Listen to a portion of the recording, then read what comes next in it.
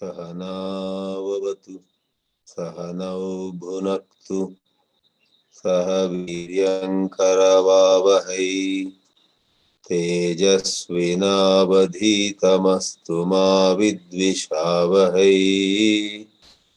ॐ शान्ति शान्ति शान्ति। वसुदेवसुतं देवं कंसचाणूरमर्दनं देवकी परमानन्दं कृष्णं वन्दे जगद्गुरुम्।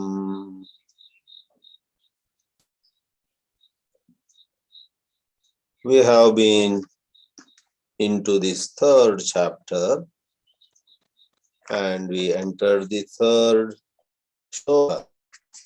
That is where Sri Krishna's clarifications begin.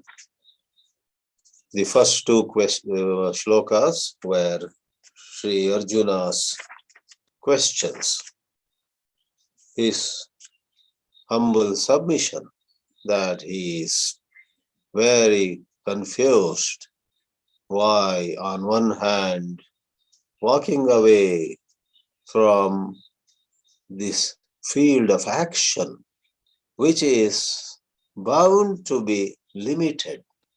What we want is the infinite truth, and karma by nature is finite. Karma seems to be a never-ending process. Therefore, vairagya, detachment with regard to what we may do and what we may get as a result of our actions, has been prescribed and praised. And yet, Sri Krishna asks Arjuna to stay put in karma. And we saw the first two shlokas where Arjuna expresses his dilemma. And third shloka, Lord Sri Krishna answers. Now, in these discourses, we have Bhāshya by every sentence. However, some students have expressed the difficulty that when a lot of technical issues come and there are some discussions which are not directly related to the shlokas, they have quite a bit of difficulty. Therefore, what we shall do here onwards is the portions of Shānkara Bhāshya which straight away connect to the shlokas, which means they pick the words from the shlokas and explain what each word means, will continue to be included in the main discourses. But wherever there are, especially a little long portions, which go into some allied issues, and they have a lot of technicalities, we shall treat them separately. Such a case came up right in the beginning of this chapter.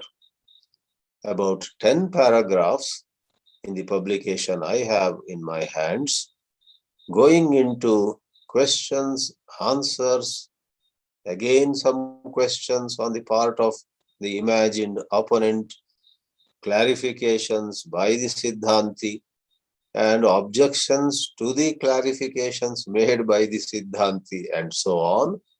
That portion is long in terms of the size and is a bit complex. There is a Sanskrit word, Jatila. You know what is Jatila? Everyone knows what Jata of Lord Shiva is. Rather than simple short hair, Lord Shiva has what in English they translate generally matted locks, lots of hair matted up. That is called jata. Jata ajuta, they call it. So the adjective jatila is connected to jata, quite involved, quite complex. Therefore, I am saying this, for some of you rightly reminded me that we did not cover that introductory Shānkara Bhāshya at the beginning of this chapter 3 in detail. We have decided to create a audio or video on that portion and upload it on the YouTube. You may listen to it, watch it at your leisure. But in these regular Wednesday morning classes going by Indian time, or Tuesday evening classes going by Pacific or other Western time zones, we will go with shlokas and relevant portions of the Shānkara Bhāshya. In line with that new pattern, I call it strategy, we now take up shloka 3, which we read once in the last class. Shri Bhagavan Uvacha Lokesmin Dvividha Nishtha Praprota Maya Anagha Jnana Yogena Sankhyanam Karma Yogena Yoginam. Asmin Loke. In this world, Lokesmin means Asmin Loke. Whoever embarks upon the spiritual journey necessarily commits himself or herself into two disciplines. One at a time, though. There are two disciplines which are in this shloka called Jnana Yoga and Karma Yoga.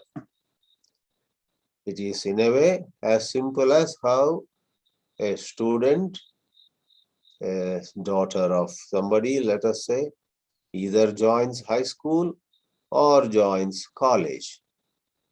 Someone who by age and by the development of IQ and by the development or exposure to relevant knowledge is suitable for high school will not be put to college, and someone who is fit enough to take up undergraduate or postgraduate studies will not remain in high school, depending upon the intellectual abilities as well as the expansion or evolution of one's heart.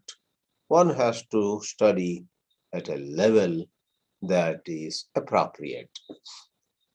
A single subject in universities also is classified. 101 is where they begin, then 102, 103, maybe 201, 202, they number.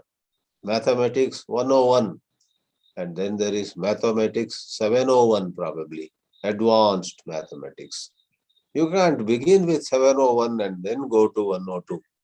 So, likewise, in spirituality too, let us admit, Sankhyanam, those among us who have already a high degree of vairagya, not just the partial vairagya, which expresses as no interest in pleasure or possessions, but true vairagya, which is backed by, which is supported by tremendous viveka.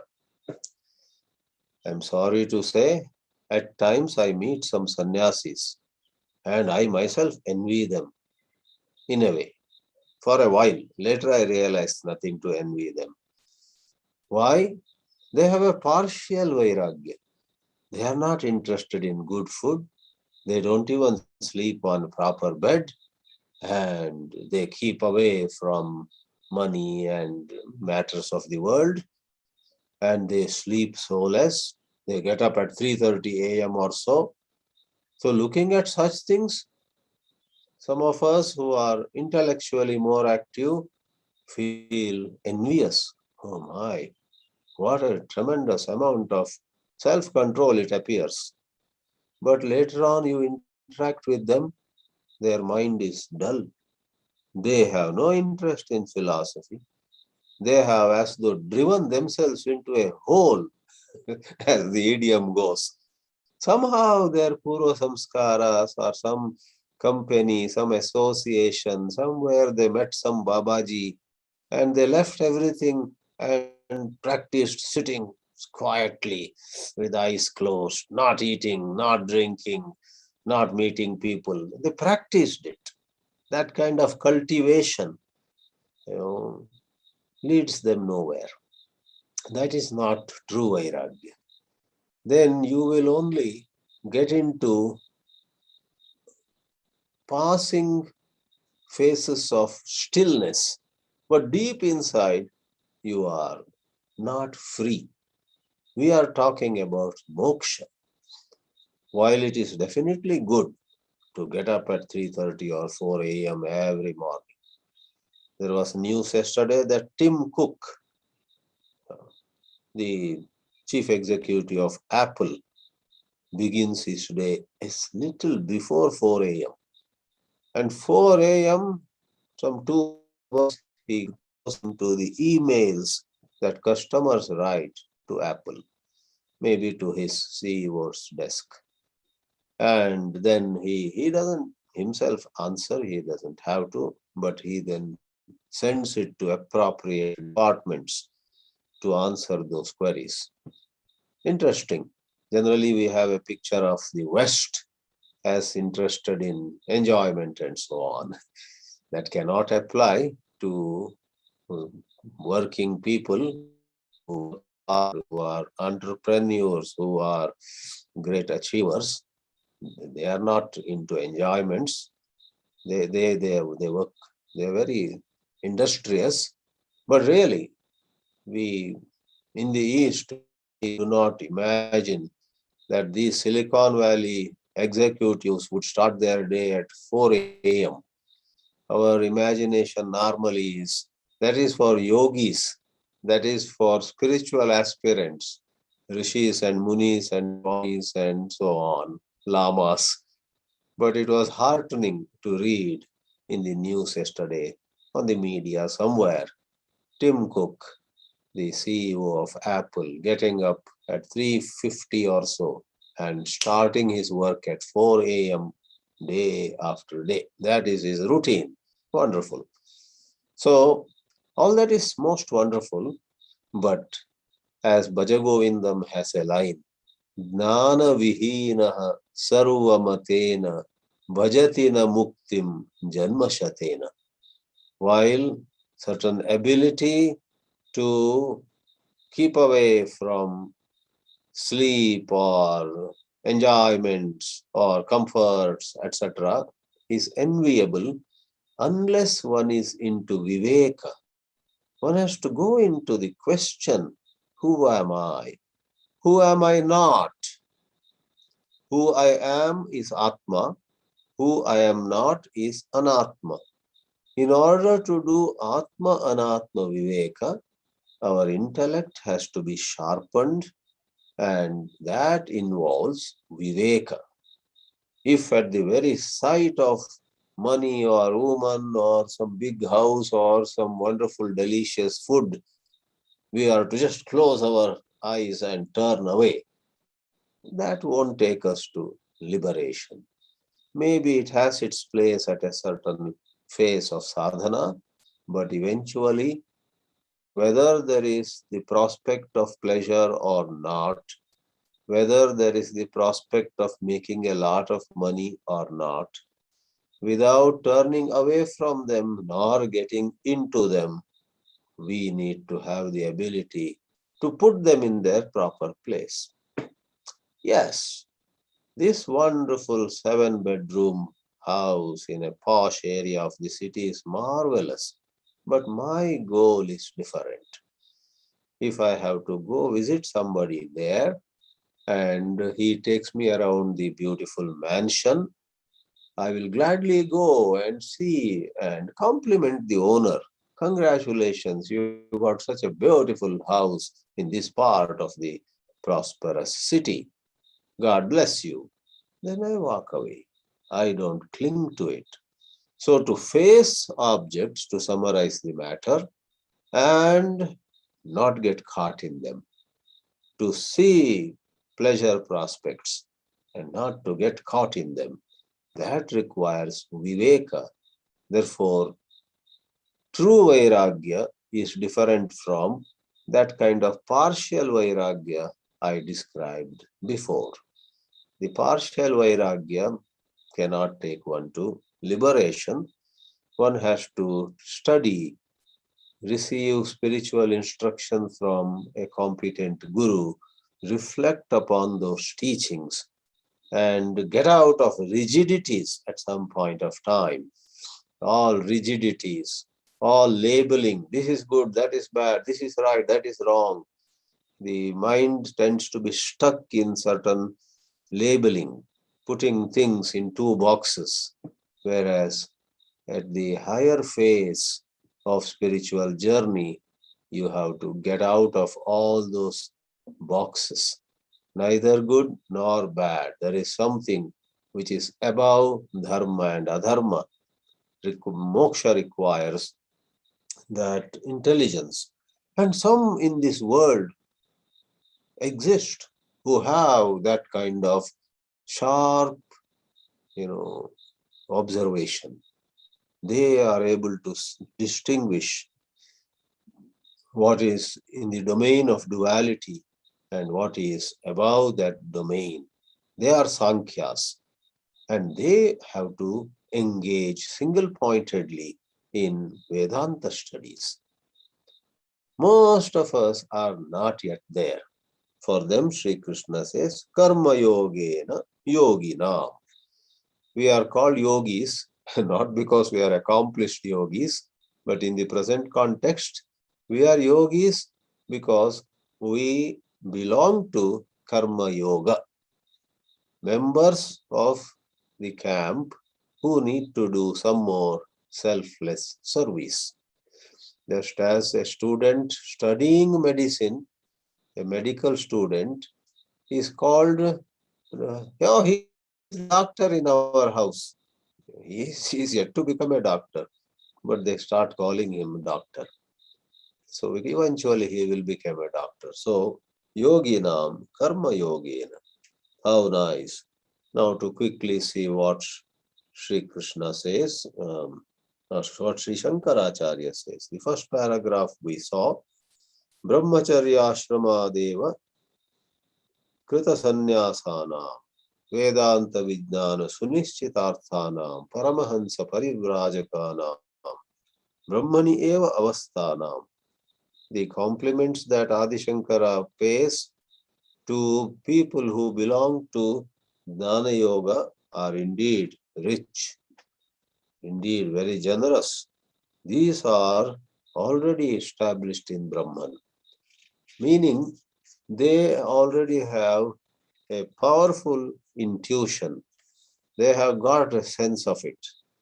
They spontaneously keep away from judging, labeling, or taking sides, or getting identified with some issue of the world. The world will always have issues. Before even the Afghanistan issue came, there were hundreds of other issues. But last 10 days or so, everybody is concerned. Now what will happen? And so on. So if there is someone who is aware of it, but who doesn't get agitated, who puts it in its proper place, does not either become pro-Taliban or anti-Taliban. Why? He knows the merit and demerit of every side, but without getting, agitated about, without getting unduly anxious, without getting angry with this camp or that camp. if one is inquiring into the ultimate truth, they are described here. Brahmani eva avasthitanam. And those who are not yet at that level, for them, karma yoga. Karma yogena, karma eva yoga. Selfless action itself is yoga. Without Surya Namaskar or this or that asana, this or that pranayama, or for that matter, all those limbs of Ashtanga yoga, selfless service itself is a yoga. Karma eva yoga. Tena karma yogena karminam nishta prokta. Now, connected with this itself, there is a little explanation. This is neither too long nor has much complexities. In fact, it is a restatement in some sense. Adi Shankara says, Yadicha ekena purushena ekasmai purusharthaya Dhanam karmacha samuchitya anušteyam bhagavata ishtamuktam vakshamanam va gitasu vedeshu cha uktam. There's a long clause. All that means is, if Sri Krishna or the Vedas had meant to give to a single person and for a single goal, that is moksha here, both jnana and moksha, dhanancha karmancha, so not karmancha, dhanancha karmacha samuchitya, making a package deal, take both these together and so on. And if Vedas also had said it, Sri Krishna also had meant it. Katamiha arjunaya upasannaya priyaya vishishta bhinna purusha kartrike eva jnana karmanishte bruyat. In this shloka, these have been divided. Lokesmim vividhanishta. For Sankhyas it is Jnana Yoga. For Yogis it is Karma Yoga. Division is made. How come Sri Krishna has divided them here? That is the question raised here. Vishishta Bhinna Purusha Kartrike. Bhinna Purusha. Who the people? Purusha means Prana Yoga are different, Bhinna. And people who got to do Karma Yoga are Bhinna, different. How come this came up again? Yadi punaha arjunaha jnanam karmacha dvayam shrutva. After listening to the glory of jnana, the glory of karma, swayameva anushtasyati. If he practices both of them, and anyesham tu bhinna purusha anushtayatam vakshami. Maybe it is like this because Arjuna is very dear to Sri Krishna. For everybody else, Sri Krishna is uncompromising, very strict. Those who go for Karma Yoga don't come anywhere near Jnana Yoga. And those who come for Jnana Yoga, please retire from Karma Yoga. That's what he says to others. But because Arjuna is so dear, maybe Sri Krishna makes an exception. Arjuna, normally I don't allow anybody to practice both these together. But for you, because you are very close to me, go ahead. Do both of these. Morning practice Karma Yoga, you practice Jnana Yoga in the evening. Is it possible that Sri Krishna has permitted or even encouraged Arjuna to do both? Anyesham tu bhinna purusha anushte. For others, strict division. But for Arjuna, come on, when I was in 11th grade or so, or maybe whatever, I was in a college. For 11th and 12th, a college, and then later on other colleges. There was wonderful, for our small town, the kind of lab, physics lab, maths lab, not maths, chemistry lab, biology lab that this new college in our small town had were very, very breathtaking. Beautiful labs they had built, the Manipal Education Group. And we, all of us we could only see it from a distance. And during those 2 or 3 periods in the week where we had physics lab, we could enter, not other time. But one day we came to know that there was a boy called Sri Prakash. He was going every evening and doing some experiments, some evenings in physics lab, some evenings in chemistry lab, some evenings in biology lab. He said, how come he gets entry? And then we came to know he is the son of the principal. Very good boy, and the principal also was a very wonderful, very good, very able person. But being the principal of the college and a very esteemed academician of some reputation, after all, he had some privileges. He had told some of his peons or those lab attendants, okay, allow my son to just check out some experiments and so on. I don't see any harm in that. It is just giving him some extra time with the equipment. So is it a case like that? Sri Krishna, for everybody else, has one rule, and for Arjuna, another rule. If you want, do jnana and karma together. So Adi Shankara says, if Sri Krishna had meant that, iti matam bhagavataha kalpyeta, if that kind of position on the part of Sri Krishna is imagined, kalpyeta, if it is imagined passive voice and imperative mood, and if such a position were to be imagined by students of Gita, that is, if students of Gita were to imagine that Sri Krishna in this matter is partial to Arjuna, no, that is not Shastra Sammata. The Lord is not partial. It is said, Tada ragadveshavan apramana bhuto bhagavan kalpitasyat.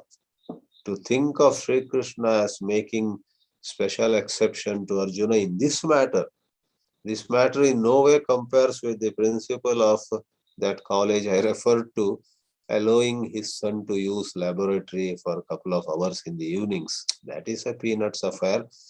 That in no way disturbs other students. That is nothing. This is a very serious issue of eligibility. If someone who is not eligible for jnana gets more and more into Upanishad, that person would only become dull. That person would only be more confused. And there are plenty of such cases in modern times. Those who attend all Vedanta but are more confused than benefited, because their vairagya also is less, viveka also is less. Their ability to keep away from pursuit of pleasure also is less, and their ability to distinguish the true from false, the lasting from the ephemeral, to make a distinction between what you are not and what you are. A lot of viveka. Therefore, Viveka Chudamani says, Uha poha vichakshana. A student eligible for Vedanta has to be Uha poha vichakshana. Vichakshana means highly capable of Uha, of visualizing what is possible, and apoha, of dismissing what is not possible. Uha poha vichakshana. So if somebody is not Uha poha vichakshana, and you on his birthday present him a giving discourses on Brahma Sutra Bhashya of Adi Shankara. Very nice of you in a sense, but that person won't be able to make head or tail of those, or would get somewhere very badly. So here we have apramana bhutaha. Then Bhagavan is no more a true source of right information. He becomes a dubious source. If he says one thing to some people and another to some other people, and he becomes ragadveshavan, then Bhagavan has his own likes and dislikes. So This doesn't mean that nobody should make any concession for people who are dear and near. See, there are matters where you can certainly be soft and kind and extra loving towards certain people. After all, there is a saying, charity begins at home. Now, no spiritual science would say, let's say, husband and wife should look at their own children exactly the same way as children of neighborhood. It's impossible. The parents pay special attention to take care of their children. As far as children in the neighborhood are concerned, on occasions they can be of some help. But day in and day out, parents have to look after their own begotten children in numerous ways, being of help, being of service, giving a bit of support to some people who are near and dear to us is certainly Shastra Sammata, but not in such matters where there is a fundamental issue involved, or in secular context, for the sake of somebody whom you love, you cannot indulge in corrupt practices. You cannot violate the law of the land. You cannot, break some constitutional principle to help somebody dear to you. Within what is permissible in the law of the land, in the constitution, and your own sense of what is right and wrong, within that, there is a lot you can do for your son, for your daughter, for your nephew, for your niece, for your student, for your neighbor, for anybody. And you admire an author, you admire some sportsman. There is a friend of mine in Bombay, a very elderly man, who once admired this Brahma Kumari Shivani, a famous speaker of Brahma Kumari mission, so much. He had just watched her on the television, but he said, wow, she speaks so clearly, so helpful to us. And after some time, he wanted to meet her and make a present to her. Somehow he contacted some people, and Brahma Kumari Shivani was in Bombay for giving some lectures. He managed to go and visit her, and he went inside and gave her some present, very expensive present. Maybe he gave her quite a big cash gift also. He was a rich man. He is a rich man.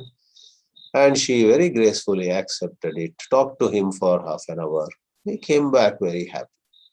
There is no pakshapata there. You are free because it's your money. You bought a gift. You gave to a spiritual speaker whom you admire. You may do that. It's completely within dharma. So I don't have to explain more. But in this matter, Sri Krishna cannot make a difference. If the principal were to, for his son, get into the mark cards, and while the son had got only 38, make it 78, etc., that would be totally objectionable. If the principal of our wonderful college, which had wonderful facilities and enough material and so on, by his son going to the chemistry lab and using some hydrochloric acid or all those chemicals at extra hours, nobody was affected. The college was rich, and there is no violation of dharma. So the principal could not do that with respect to marks or somehow manipulating the results of some examination and ensuring that his son stands first in the class and so on. So you see the distinction. Shankaracharya rightly says, Tacha ayuktam. That would be inappropriate. If Jnana Yoga and Karma Yoga are distinct, Sri Krishna has to advise Arjuna about what he should do in line with the principles. He cannot break the principles there. Tasmat kayapi yuktya, by no logic, na samuchaya jnana karmanoho. So a single person cannot be in both. Lastly, you may have a question. But Swamiji, you are repeatedly saying all of us belong to Karma Yoga. You put yourself also in that category, which embarrasses us a little bit. But that apart, are we all not doing Karma Yoga and Jnana Yoga together? I would say no. All of us are in Karma Yoga only. Then we are attending Vedanta classes, Upanishad classes. That, you see, is for exposure. That is for our getting a bit of familiarity. At a given point of time, we are in this camp or that camp.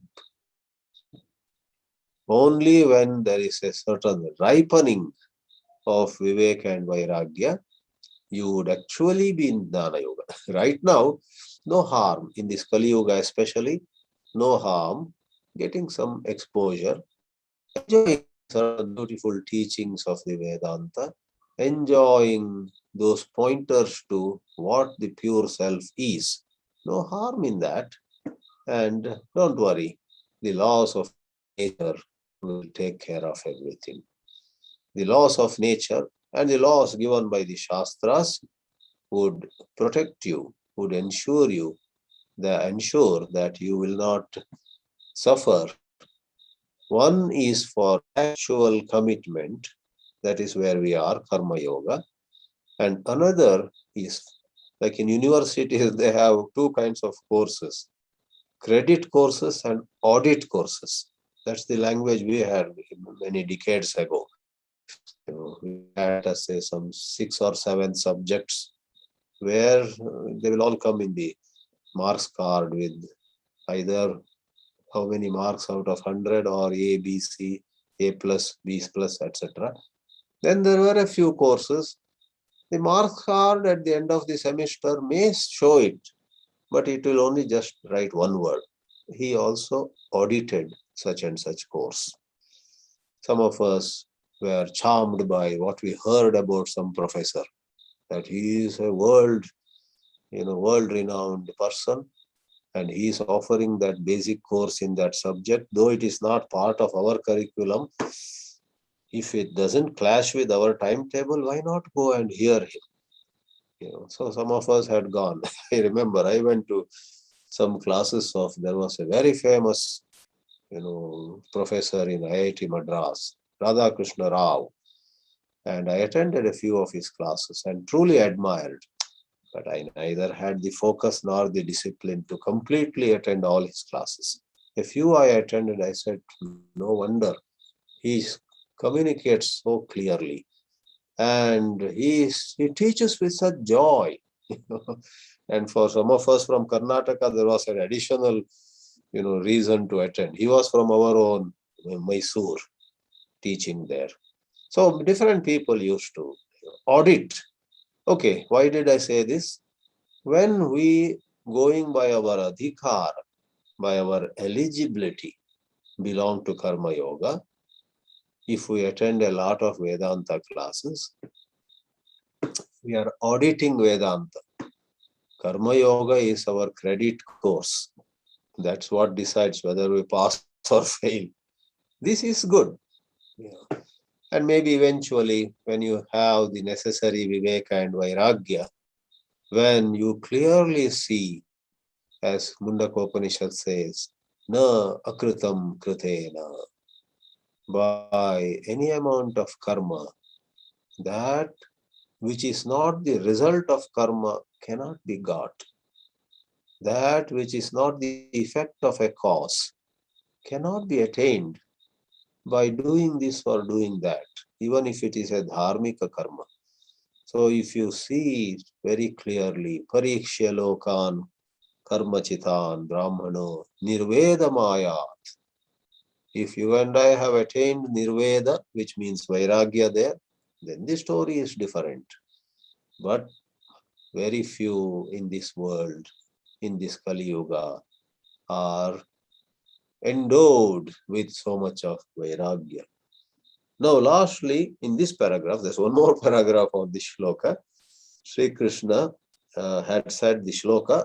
Shankaracharya says, Kayapi yuktya samuchayaha na sambhavaha. Then he says, and moreover, yad arjunena uktam karmano jayastvam buddhehe.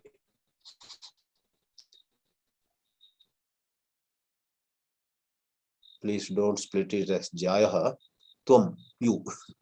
No. Jayaha means superior. Jayastvam is superiority. In his question itself, in the very first shloka of this chapter, Arjuna said, Jayasi chet karmanaste mata buddhir janardana. If buddhi is superior, buddhehe jayastvam, just as kshirasya shuklatvam, the whiteness of milk, right? So, kshiram shuklam, kshirasya shuklatvam. Jnana yogaha jayan, jnana yogasya jayastvam. When Arjuna said it, at no point Sri Krishna objected to it.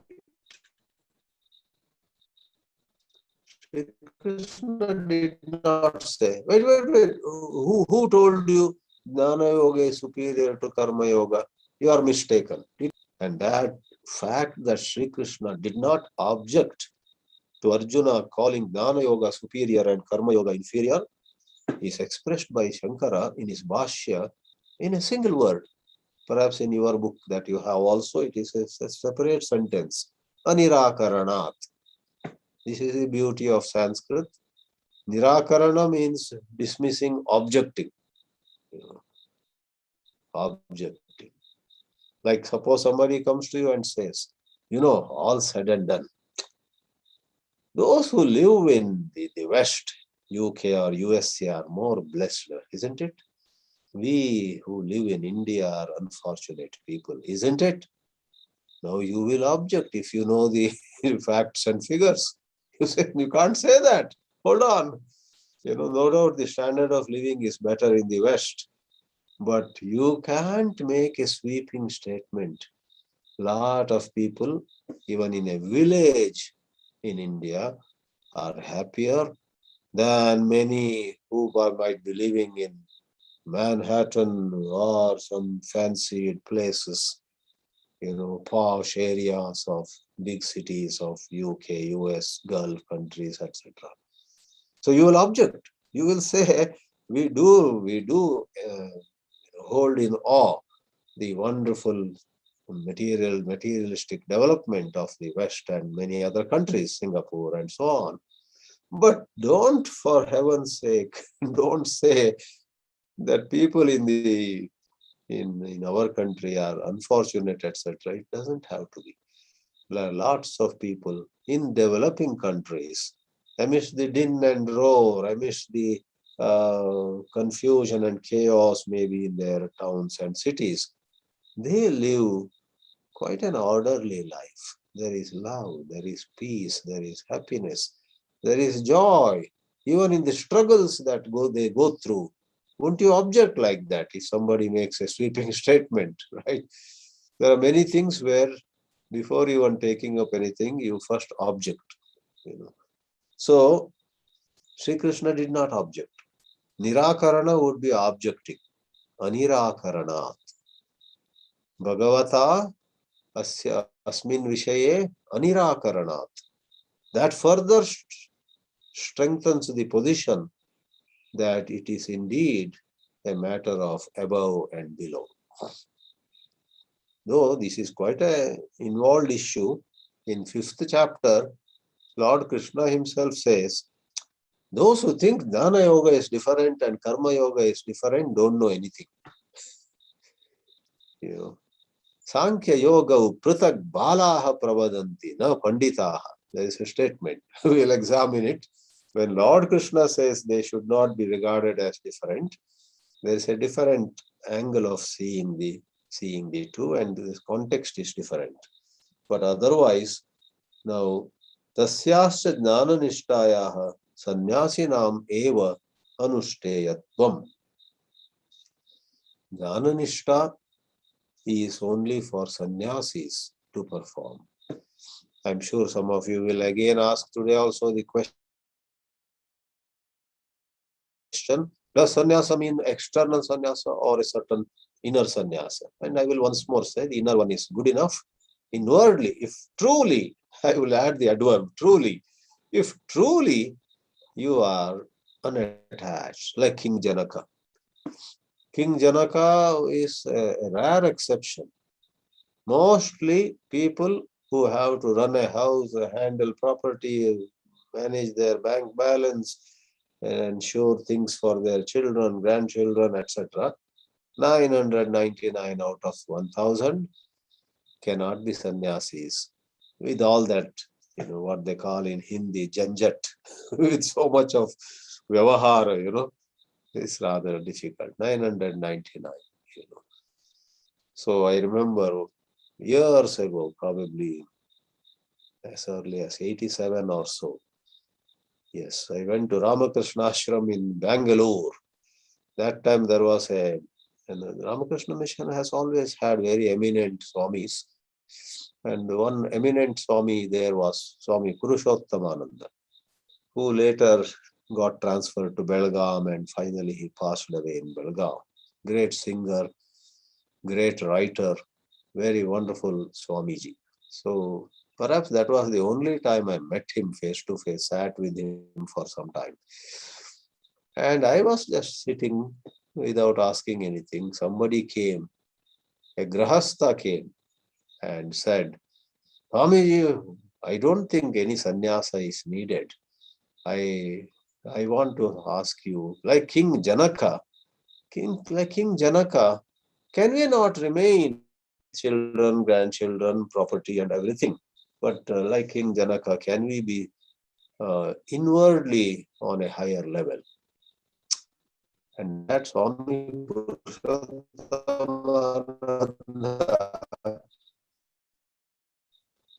taunted that everybody. There may be, I already said, 1 in 1,000 can be like King Janaka. But because 999 cannot be like King Janaka, Swami Purushothamananda said, of course in Kannada, I'm translating it for you. Yes, many people thought they would be like Janaka and they have ended up as Janakas. So he was making a pun on the word Janaka. As you know, the word Janaka in Sanskrit means father. Many young men thought of taking sannyas, then they thought, not necessary. We will be householder and yet be evolved.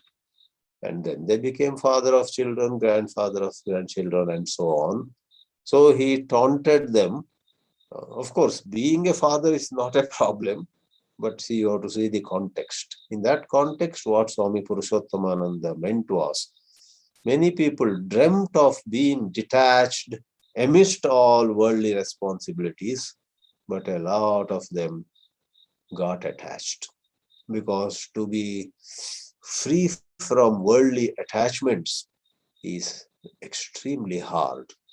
So using a pun, double meaning of the King Janaka, he said that day to that visitor, I was hearing and I also laughed. He said, they wanted to become Janakas and a lot of them have become Janakas in Bangalore also. You can see many Janakas everywhere. Many people who have become, who got married, became fathers and so on. So Shankaracharya makes certain statements which are available for a broad-minded interpretation. So we do admit. But when it goes to the spirit, there is no compromise.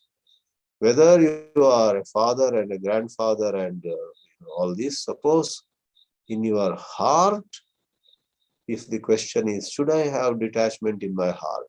No doubt, you have to have detachment in your heart. King Janaka stood apart because in spite of continuing as the king of a big kingdom, he in his heart was indeed detached. As there were many instances. At one time, they say, whole Mithila went on flames. The whole town was burning or something. And when they reported to him, he was probably listening to some Vedanta discourse. He said, I'm just coming. And he out and attended to it. So he had the ability to remain unattached, not get swayed, not get agitated, not get hijacked by what happens in life. भिन्न पुरुष अनुष्ठेयत्व वचनात् भगवतः एवं एव अनुमतम इति गम्यते. Adi Shankara doesn't let go of a single chance to establish that jnana and karma in spirit, in their essential nature, are apart. There could be outwardly somebody could be grahastha, inwardly a sannyasi. Once in a while that's possible. And further, mancha bandha karane karmani eva niyojasyati vishannam. Vishanna means, vishada is sorrow. Arjuna is full of sorrow. Why are you putting me into karma? Bandha karane, which is cause of bondage. Karma na arabhe. I am not going to start karma. Iti evam manvanam. Arjuna was thinking in this way. Manute means thinks. Manute, one thinks, I won't do karma. I will now straight go for jnana. Iti evam manvanam alakshya. Looking at him, considering him, Bhagavan said, Aha Bhagavan. Athava jnana karma nishtayoho paraspara virodhat ekena purushena yugapat anushtatum ashakyatve sati.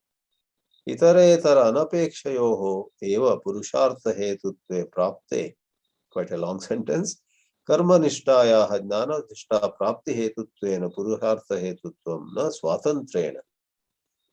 So we must understand that they cannot go together, but one can lead to the other. Karma nishtaya jnana nishta prapti hetutvena. If you do your duties, if you do your work in the right spirit, always ready to give than wanting to take, always ready to serve than wanting to exploit, and so on, it can become hetu, the cause for anishta. Na swatantrena. Purushartha hetutvam na swatantrena. The final purushartha is moksha. Karma yoga, swatantrena here means by itself. Karma yoga by itself cannot give you liberation, but it can lead you to, it can catapult you to jnana nishta.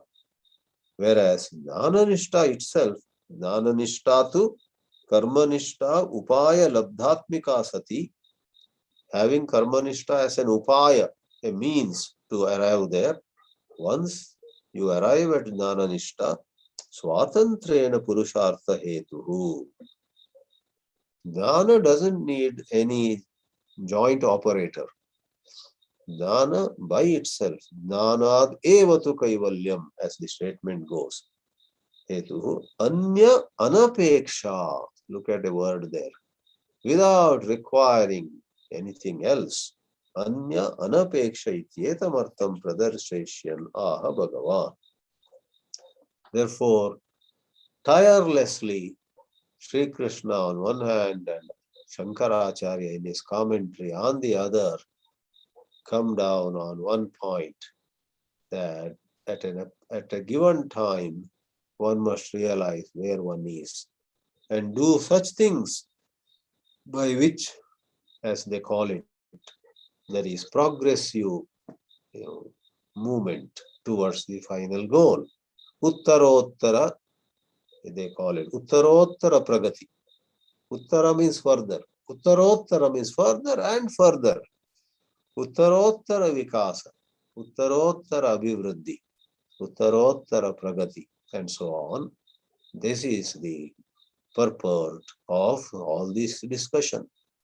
So next shloka, Sri Krishna emphatically says, when you are not ready for it, if you just say, I am not going to do work anymore, you will not progress towards liberation.